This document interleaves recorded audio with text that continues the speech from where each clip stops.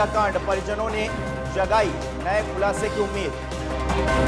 कानपुर जूही थाना पुलिस का जुआरियों से गठजोड़, फड़ पर छापे के पहले सायरन बजाती है पुलिस।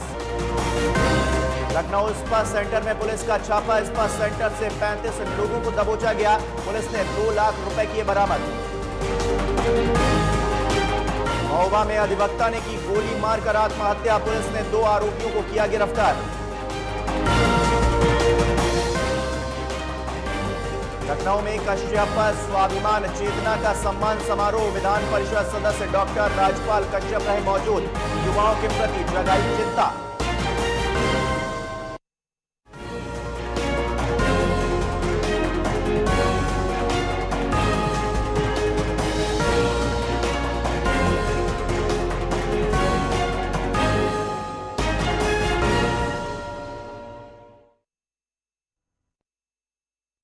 नमस्कार, मैं हिमांशु मिश्रा, स्वागत है आपका इस बुलेटिन में। शुरुआत कर रहे हैं जम्मू कश्मीर के पुलवामा में 2 साल पहले 14 फरवरी 2019 को आतंकवादियों के आत्मघाती हमले में सीआरपीएफ के करीब 45 जवान शहीद हो गए थे।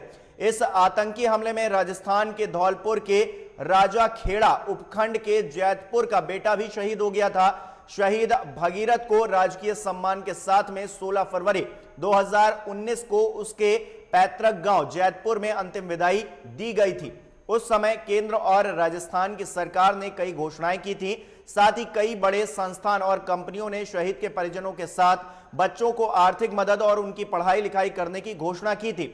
शहादत को 2 साल पूरे हो जाने के बाद लाइव टुडे की टीम शहीद भगीरथ के परिजनों के हालचाल जानने के लिए वहां पर पहुंची। चंबल के बीहड़ों में बसे हुए उसके पैतृक गांव जैतपुर में हम पहुंचे, जहां पर शहीद भगीरथ के पिता परशुराम और चाचा जरदान सिंह ने बताया है कि केंद्र सरकार ने शहीद भगीरथ की वीरांगना रंजना देवी को 50 लाख रुपए और राजस्थान सरकार द्वारा 50 लाख रुपए की आर्थिक सहायता दी गई। वहीं जिले के समाज सेवियों ने शहीद भगीरथ के घर पहुंचकर उन्हें आर्थिक मदद पहुंचाई, लेकिन जयपुर में फ्लैट देने की घोषणा अभी तक पूरी नहीं हुई है। वहीं शहीद भगीरथ के परिजनों ने बताया है कि वीरांगना रंजना देवी को पेंशन मिल रही है। शहीद के नाम से सरकारी स्कूल या अस्पताल का भी नामांकन नहीं किया गया है, जिससे कि उसको याद रखा जाए। जो स्कूल बोला तो क्या स्कूल खुलेगा, ना स्कूल खोला, हमारे पति का नाम से ना हुआ, ना लाइट का कनेक्शन हुआ और ना बताए को वो मिल रहा मकान, ना मकान मिला। बूंदी के लबान रेलवे स्टेशन पर भैंसों से भरी हुई एक पिकअप अनियंत्रित होकर पलट गई। भैंसों से भरा पिकअप कापरेन से इंद्रगढ़ की ओर जा रहा था। इस दौरान पिकअप कोटा दोशा मेगा हाईवे पर दहीखेड़ा थाना क्षेत्र के लवान रेलवे स्टेशन के मुख्य बस स्टैंड पर पलट गई। वहीं घटनास्थल पर मौजूद सरपंच बद्रीलाल मीणा बताते हैं कि पिकअप इतनी ज्यादा स्पीड में थी कि कंट्रोल नहीं हो पाई और मुख्य बस स्टैंड पर पलट गई। हालांकि इस हादसे में कोई जनहानि नहीं हुई है। वहीं सूचना पर पहुंची पुलिस ने पिकअप चालक समेत 3 अन्य व्यक्तियों को ग्रामीणों की मदद से सुरक्षित बाहर निकाल लिया है। वहीं पुलिस ने पिकअप चालक समेत अन्य 3 जो युवा थे, वहां पर युवक थे, उन पर मामला दर्ज कर लिया है और जांच पड़ताल शुरू कर दी है।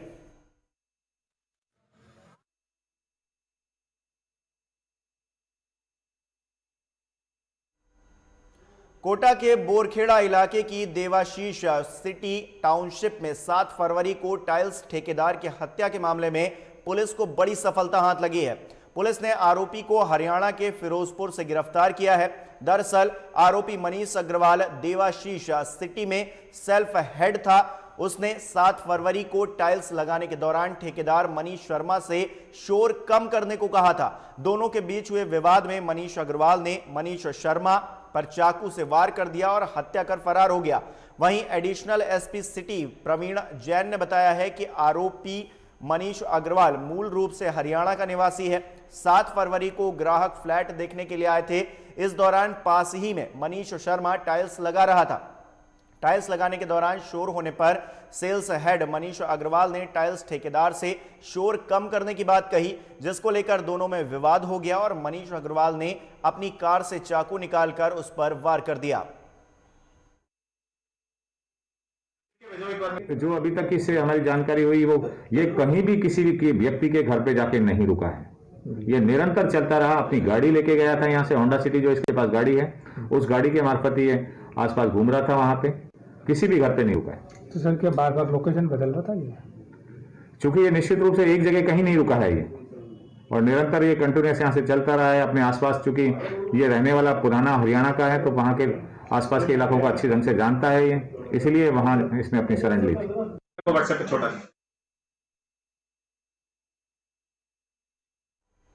जैसलमेर के पोकरण उपखंड में एक महिला की समय से इलाज नहीं मिल पाने की वजह से मौत हो गई, जिसके बाद उसके परिजनों ने अस्पताल में जमकर हंगामा किया। दरअसल एक महिला के सीने में दर्द होने पर उसके परिजन उसे अस्पताल लेकर पहुंचे, लेकिन समय पर इलाज शुरू नहीं हो पाया, जिससे कि महिला की मौत हो गई। जिसके बाद परिजनों ने हंगामा शुरू कर दिया। अस्पताल में सैकड़ों की भीड़ जमा हो गई और डॉक्टर को बर्खास्त करने की मांग उठने लगी। वहीं मामले को बढ़ता देखकर पोखरण पुलिस अधीक्षक अस्पताल पहुंचे और उन्होंने लोगों को समझाया। वहीं महिला के परिजनों ने आरोप लगाते हुए कहा कि जब तक डॉक्टर को बर्खास्त नहीं करते तब तक शव को नहीं उठाएंगे। वहीं पुलिस मामले की जांच में जुटी हुई है। और ये बोला कि पेशेंट सीरियस है, आप इनको हॉस्पिटल ले जाओ, तो उनकी क्या फर्ज बनता कि पीछे के पीछे उनको जाके फॉलो करें। यही होता है। उसके बाद में डॉक्टर साहब को वापस लेने के लिए गए घर, तो बोल रहे हैं कि मैं आधे पौन घंटे से नहा धो के आऊंगा। तब तक पेशेंट ने दम दे दिया। तो हमने सारी गलती का जिम्मेदार डॉक्टर के ऊपर डाला और डॉक्टर ने ये गलती की है। ठीक है, तो हमें न्याय चाहिए और डॉक्टर को सस्पेंड। बीमारी के कारण और कुछ कारण इसका डेथ हो गई है। घटनाक्रम की जांच कर रहे हैं, क्या मामला हुआ है। अस्पताल में हमारी भारी भीड़ ज़्यादातर स्थानिक और ज़्यादातर तैनात है, समझे कर रहे हैं।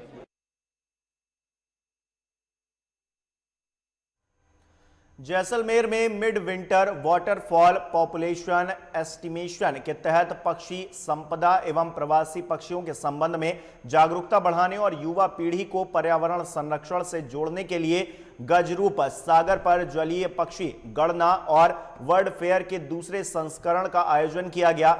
इस गणना में कोविड-19 की गाइडलाइंस का भी पालन किया गया।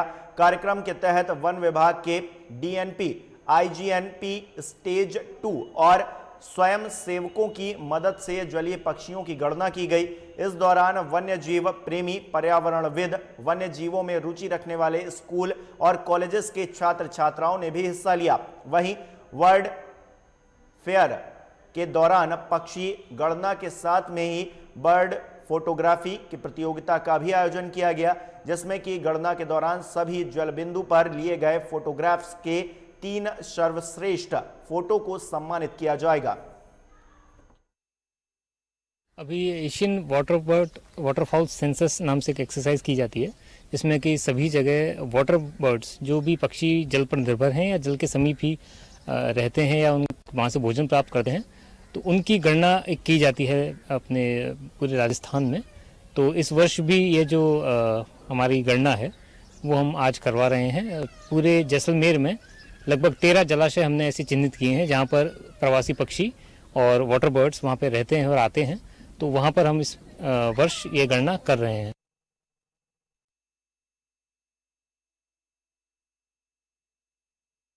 वन्य प्रेमियों और विद्यार्थियों ने शिरकत किया है। तस्वीरें भी आप देख पा रहे हैं जहां पर 13 जलाशयों के जलीय पक्षियों की गणना के लिए जैसलमेर में एक कार्यक्रम रखा गया। वहां पर फोटोग्राफी प्रतियोगिता भी रखी गई है, जहां पर 3 जो सबसे बेस्ट फोटोग्राफ्स होंगे उनको खींचने वाले जो फोटोग्राफर्स होंगे उनको सम्मानित भी किया जाएगा।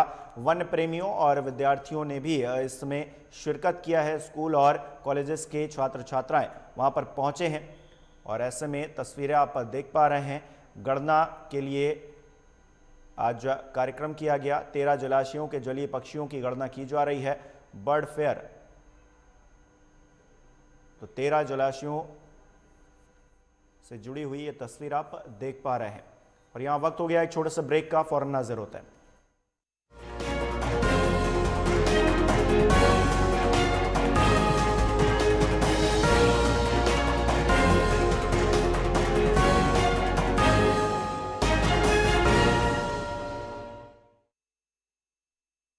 सब कुछ आजमाया और तब मैंने माना कि सिर्फ सच्ची सहेली ही है महिलाओं के उन मुश्किल दिनों की हर समस्या, जैसे कठिन दर्द, अनियमितता, खून की कमी, थकान व कमजोरी जैसी सभी प्रॉब्लम्स के लिए नंबर 1 औषधि एवं टॉनिक।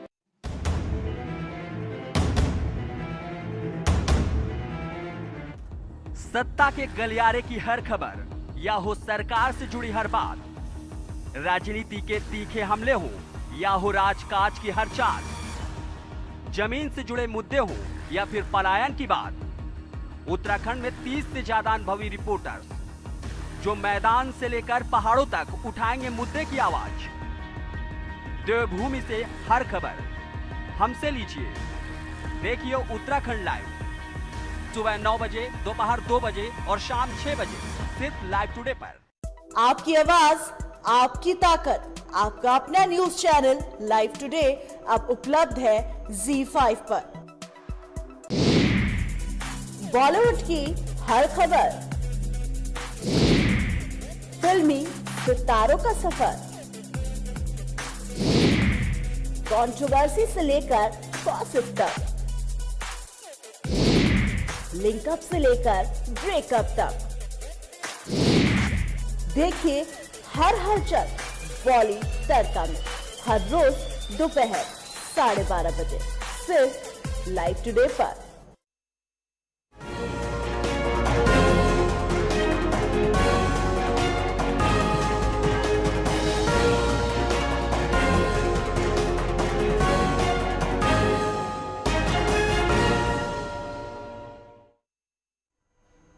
ब्रेक के बाद आपका एक बार फिर स्वागत है। कानपुर के जूही थाना पुलिस और जुआरियों से गठजोड़ का एक वीडियो सोशल मीडिया पर जमकर वायरल हो रहा है, जिसमें कि जुए की सूचना पर जूही थाना पुलिस फड पर छापेमारी करने पहुंचती थी, मगर पुलिस ने जुआरियों को अपने आने का संकेत पहले ही सायरन बजाकर दे दिया करती थी। वहीं पुलिस का सायरन बजता सुनकर जुआरियों में अफरा तफरी मच गई और जुआरी भागते हुए नजर आने लगे। वहीं जुआ पकड़ने गई पुलिस जुए की फड पर काफी देर तक नहीं गई। वहीं जब सभी जुआरी मौके से भाग निकले तो पुलिस वहां पर पहुंचती है, जहां पर पुलिस खाली हाथ ही वापस लौट आती है। पुलिस और जुआरियों के इस करतूत और गठजोड़ का वीडियो कैमरे में रिकॉर्ड हो गया है और सोशल मीडिया पर वायरल हो रहा है, जिसके बाद पुलिस की कार्यप्रणाली पर सवालिया निशान खड़े हो रहे हैं।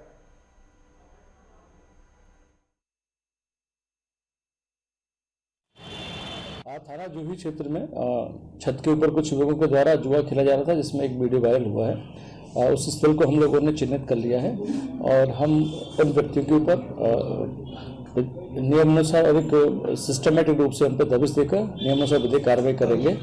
जैसे सूचना मिली तो पुलिस ने आन फान में उनको पकड़ने की कोशिश की, जिसकी वजह से वो लोग हाथ से निकल गए, लेकिन इन द फ्यूचर हम उन पर अच्छी कार्रवाई करने की मूड में है।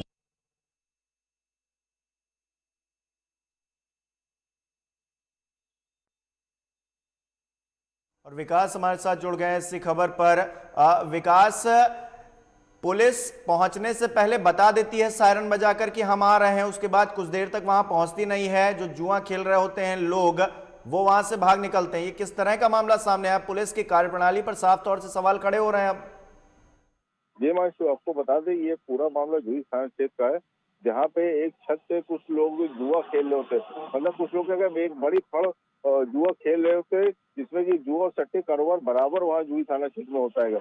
इसके बाद जब पुलिस को सूचना दी जाती है तो पुलिस वहाँ पहुंचती है और सायरन बजाती है। उसका साफ इंडिकेशन होता है कि अब आप लोग यहाँ से भाग जाइए, हम यहाँ पे पहुंच चुके हैं।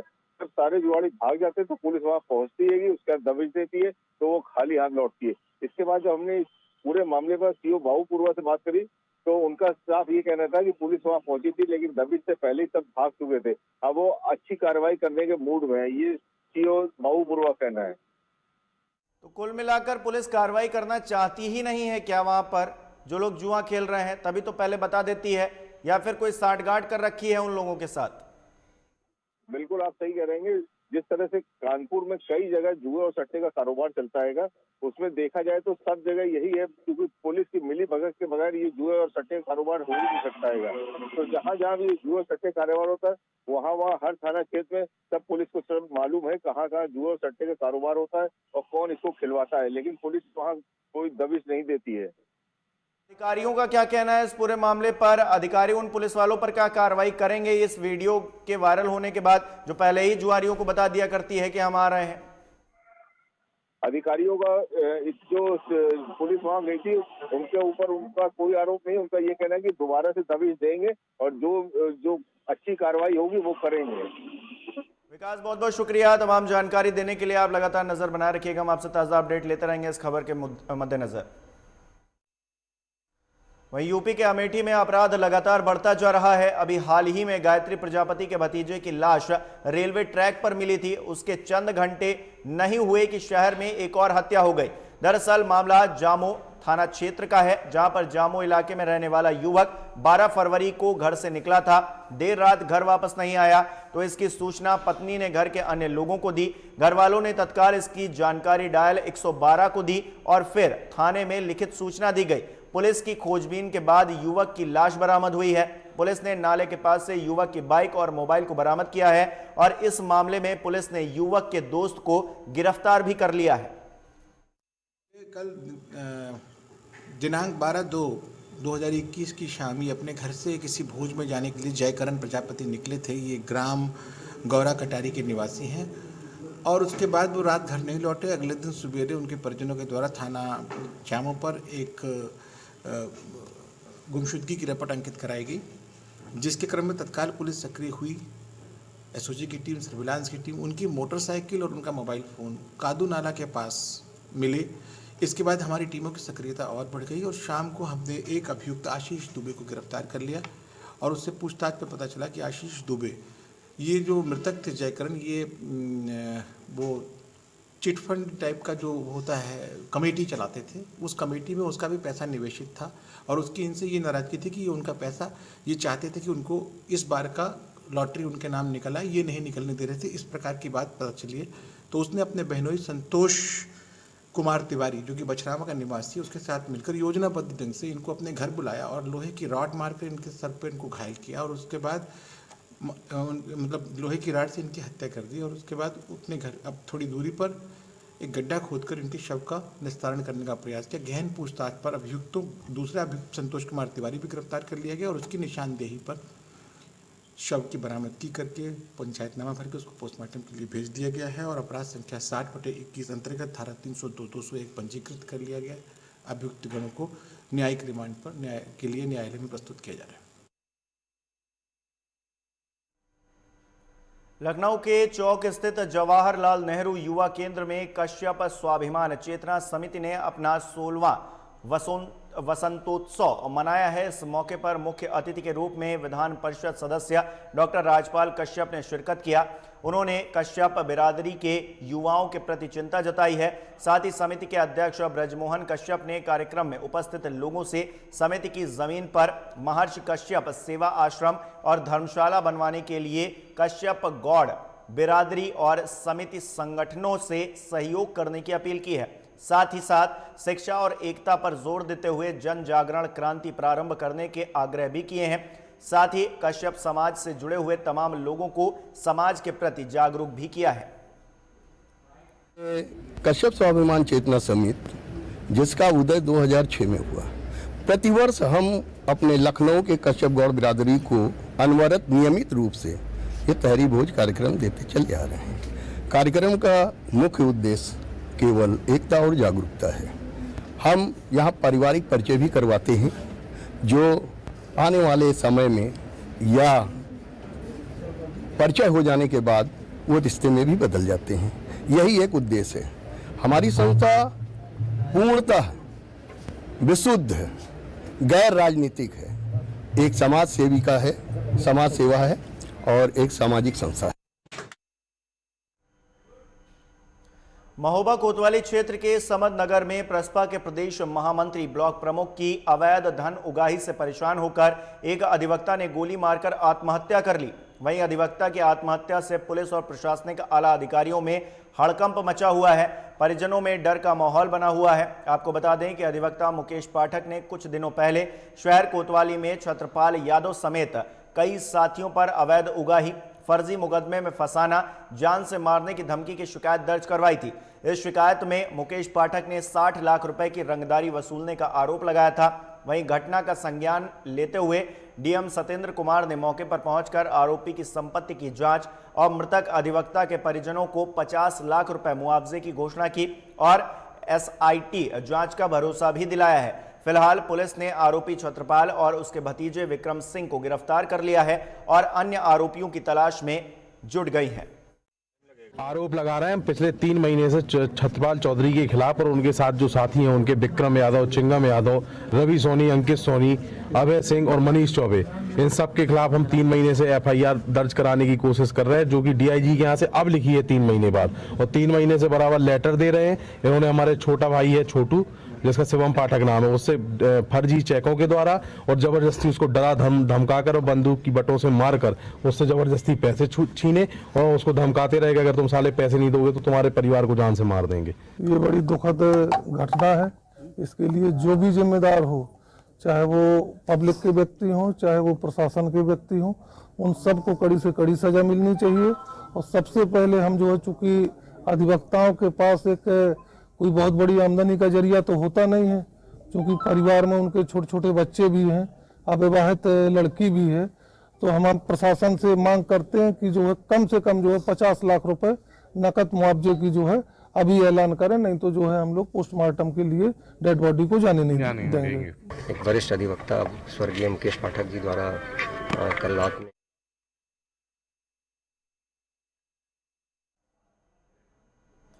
लोक कला व संस्कृति की खुशबू बिखेरते हुए पराग महोत्सव की तैयारियां जोरों पर हैं। इसी कला और संस्कृति को आगे बढ़ाती पल्लव चैरिटेबल फेयर सोसाइटी द्वारा दिनांक 26 फरवरी 2021 से राजधानी लखनऊ में पराग महोत्सव 2021 सीजन 3 का आयोजन होने जा रहा है, जिसकी तैयारियां जोरों शोरों से चल रही हैं। इस 10 दिवसीय पराग महोत्सव में 500 शख्सियतों को अवार्ड से सम्मानित किया जाएगा एवं सांस्कृतिक कार्यक्रम में 100 बॉलीवुड, टॉलीवुड, भोजीवुड स्टार पराग महोत्सव में शामिल होंगे एवं नृत्य, गीत, fashion show, ramp walk, kids fashion show, महिलाओं की कुर्सी दौड़ प्रतियोगिता, मेहंदी, पेंटिंग, रंगोली प्रतियोगिता, कवि सम्मेलन, लोक नृत्य, कठपुतली नृत्य, Punjabi night, Bhojpuri night, Bollywood night आदि सांस्कृतिक कार्यक्रम आयोजित किए जाएंगे। इसके साथ ही विभिन्न प्रकार के खाने पीने के स्टॉल, झूले एवं विभिन्न प्रकार की प्रतियोगिताओं का आयोजन भी होगा।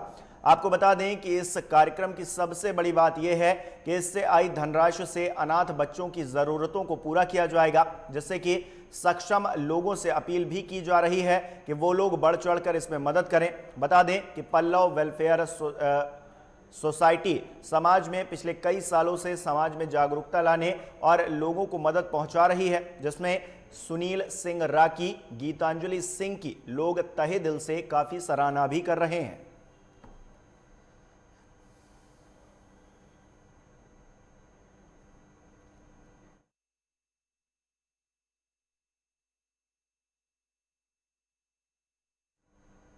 चौदह फरवरी को 2 साल पहले पुलवामा में एक बम विस्फोट हुआ था। आतंकवादी हमले में कई जवान शहीद हो गए थे, जिसको लेकर रायबरेली के हिंदू युवा वाहिनी के पदाधिकारियों ने वैलेंटाइन डे का विरोध करते हुए पुतला दहन किया है और पुलवामा में हुए हमले पर शोक जाहिर किया है। वहीं हिंदू युवा वाहिनी के पदाधिकारियों ने बताया कि अगर सार्वजनिक स्थान पर अश्लीलता फैलाई गई या फिर समाज में अश्लीलता को बढ़ावा दिया गया तो इसका हिंसक रूप देखने को मिलेगा, जिसको लेकर पदाधिकारियों ने जिला प्रशासन को भी सतर्क किया है। लोग वैलेंटाइन डे का विरोध कर रहे थे क्योंकि ये कोई हमारा त्यौहार नहीं है, ये यूरोपियन त्यौहार है और हम अपने युवा पीढ़ी को सही मार्गदर्शन देना चाहते हैं। कम से कम आने वाले 2 दिन बाद बसंत पंचमी है, शिवरात्रि है, उसके बाद होली है, ये सब त्यौहार मनाए। ये फर्जी वाले चोचलों में बाबू सोना, जादू टोना, ये सब कोई फायदा है? ये सब नहीं चल पाएगा।